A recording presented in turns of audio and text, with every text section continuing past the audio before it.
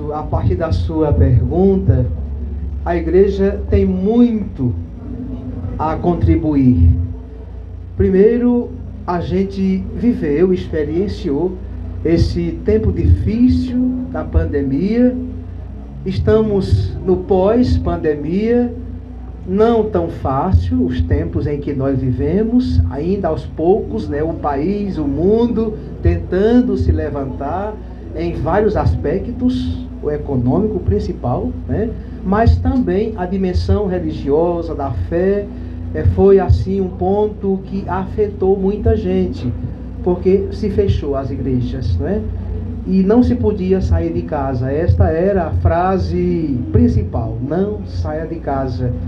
E aí vivenciamos isso, e nós padres, inclusive, ficamos um pouco que perplexos como fazer, porque estávamos habituados às celebrações, o povo vindo, às missas, às igrejas, reuniões pastorais, não sei o que mais, e de repente a gente teve que forçar, no certo sentido, até aqueles padres que não gostavam muito de mídia, de microfone, de internet, né, a celebrar para as telas, a celebrar diante de uma igreja vazia, né, fisicamente falando, mas ao mesmo tempo a gente sabia que estava falando a corações, estava falando para pessoas que estavam ali na tela de uma televisão, de um celular, pelos meios sociais, procurando também se conectar com Deus, com o sagrado.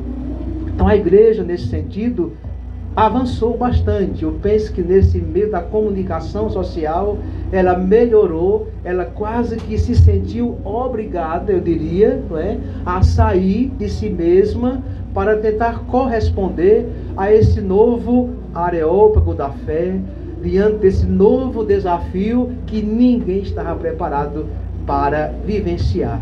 Então fomos pegos de surpresa.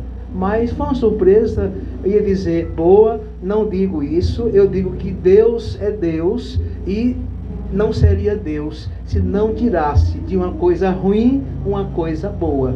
A pandemia, por um lado, afastou, dispersou, mas também aproximou.